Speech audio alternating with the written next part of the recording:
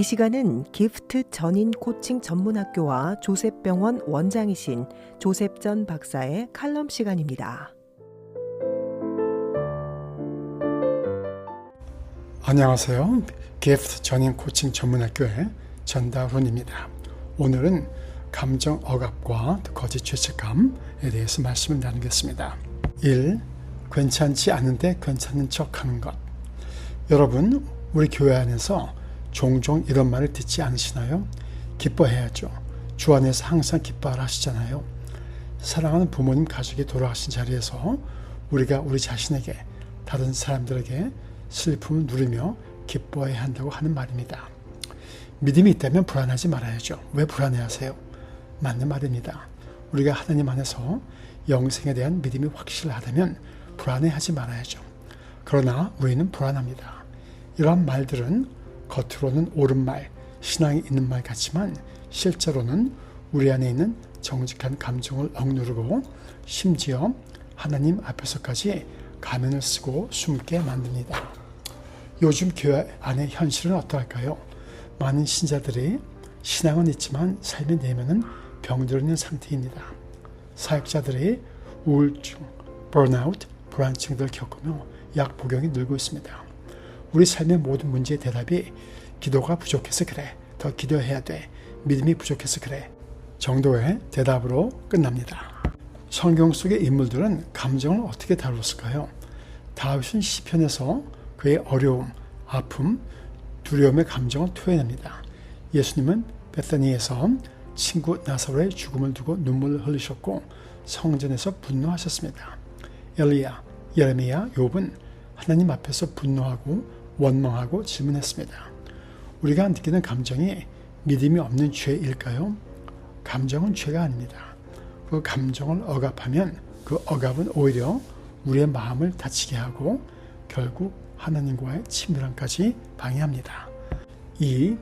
몸이 먼저 알아차리는 슬픔, 억압이 몸과 마음에 미치는 영향. 우리가 감정을 억누를 때 어디가 제일 먼저 반응할까요? 그것은 바로 우리의 몸입니다. 스트레스 받으면 소화가 안 되고 위가 아프고 목이 쪼이고 어깨가 굳는 경험 다 해보지 않으셨나요? 그것은 우리의 뇌와 신경계가 감정을 잘 처리하지 못하고 몸으로 표현하는 것입니다. 뇌 안에서는 어떤 일이 벌어질까요? 감정을 감지하는 편도체 아믹달라가 과도하게 활성화되고 감정과 기억을 연결하는 해머, 히포캠퍼스가 위축되며 자기 조절, 셀프 컨트롤과 영적 반성을 담당하는 전전두엽, 프리프론탈 로브의 기능이 떨어지게 됩니다. 이런 상태가 지속되면 어떤 일이 일어날까요? 만성 스트레스는 면역력을 떨어뜨리고 염증, 인플레이션을 증가시킵니다. 긴장으로 오는 텐션, 헤드에이크, 두통, 위장장애, 고혈압이 생길 수 있고 기억력이 감퇴하며 우울증을 유발할 수 있고 또 치매와도 연결될 수 있습니다. 그리고 무엇보다 감정을 억누른 사람은 본인의 내면과 진실하지 못하게 되고 가면을 쓰게 되며 타인의 감정을 공감하지 못하게 됩니다. 그러면 타인과 진정한 관계를 갖지 못하고 관계에서 무기력해지며 이 억압된 감정들이 무의식으로 들어가게 되면 자신도 자신의 감정을 잘 모르게 되어 당신 자신과도 낯설어지게 됩니다. 우리는 어려서부터 이런 말을 듣고 자랍니다. 남자 새끼는 울면 안 돼. 이러한 가르침 가운데 자라며 자기 감정을 누르게 되면 어느새 이런 감정은 우리의 무의식으로 들어가 버리게 되고 자신도 왜 자신이 그러한 감정을 갖고 행동을 하게 되는지 모르게 됩니다. 우리는 몸, 마음, 영혼이 연결된 존재입니다. 감정을 억누르면 마음이 병들고 영혼이 병들며 몸도 상하게 됩니다. 3. 욕망은 죄인가? 욕구, 죄, 자아, 회복에 대한 성찰. 그러면 다시 물어보겠습니다. 우리가 느끼는 욕구, 사랑받고 싶은 마음, 인정받고 싶은 갈망, 편안해지고 싶은 욕망, 이것은 죄일까요? 성경은 욕망, desire, 그 자체를 죄라고 말하지 않습니다. 욕망은 본래 하나님의 창조 질서 안에 있는 에너지입니다. 다만 그것이 왜곡되거나 잘못된 방식으로 표출될 때 죄가 되는 것이죠. 성 아거스틴은 욕망은 잘못된 방향으로 향할 때만 죄가 된다고 했습니다. 마틴 루터는 우리는 의롭지만 동시에 죄인이라며 내면의 갈등을 신앙의 일부로 이해했습니다.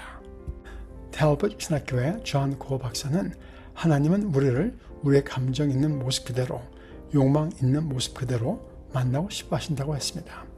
또 철학자 게일 케고르는 절망은 하나님 앞에서 솔직한 자기 자신이 되지 못하는 상태라고 했습니다.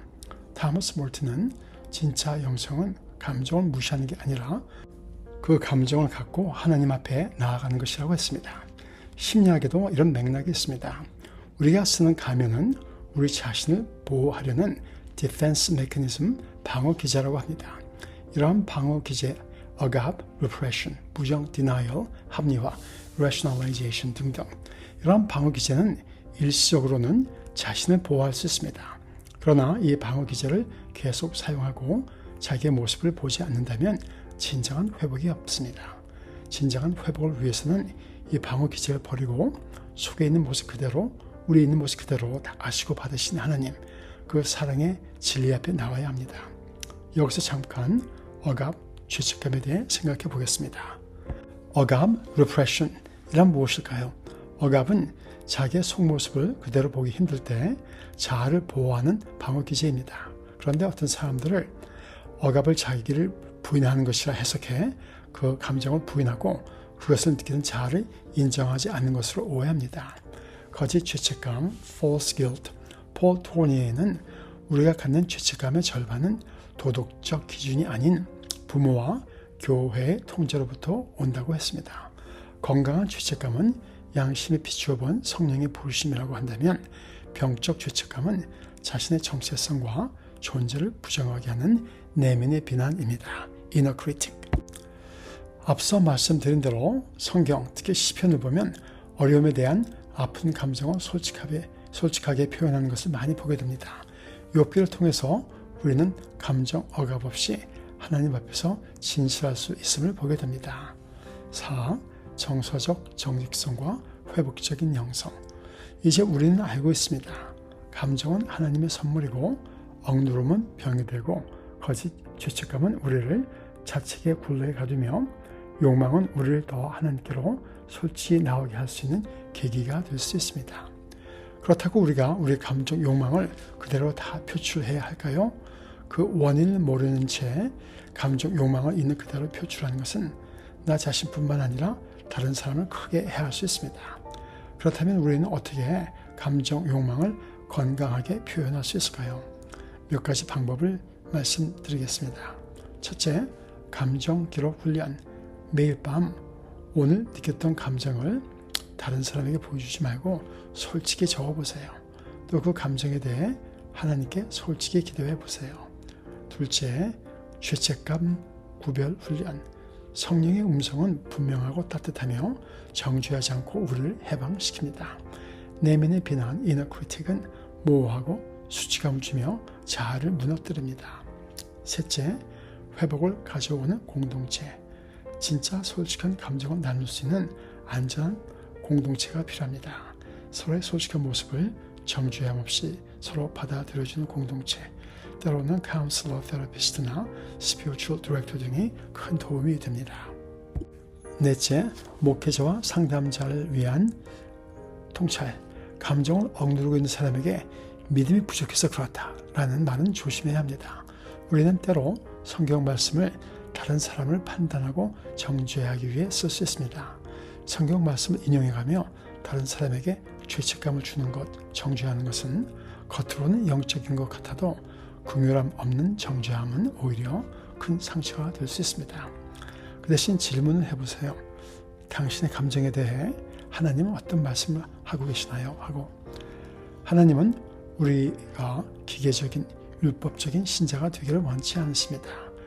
오히려 하나님은 우리의 진실한 모습을 만나기 원하십니다. 가식 없는 나, 슬퍼하는 나, 갈등하는 나, 욕망을 갖고 있는 나, 그 모습 그대로 그 자리에서 우리를 있는 모습 그대로 받으신 하나님을 체험할 때 진정한 변화가 시작합니다. 이제 우리 자신에게 물어보세요. 내가 억눌러왔던 감정은 무엇일까요? 내가 감추고 있는 욕망은 무엇인가요? 하나님은 우리의 감정, 욕구, 갈망 외에 은혜를 부어주고 싶어 하시며 우리를 자유로운 자로 세우시기 원합니다. 감사합니다. 지금까지 기프트 전인 코칭 전문 학교의 칼럼 시간과 함께 하셨습니다.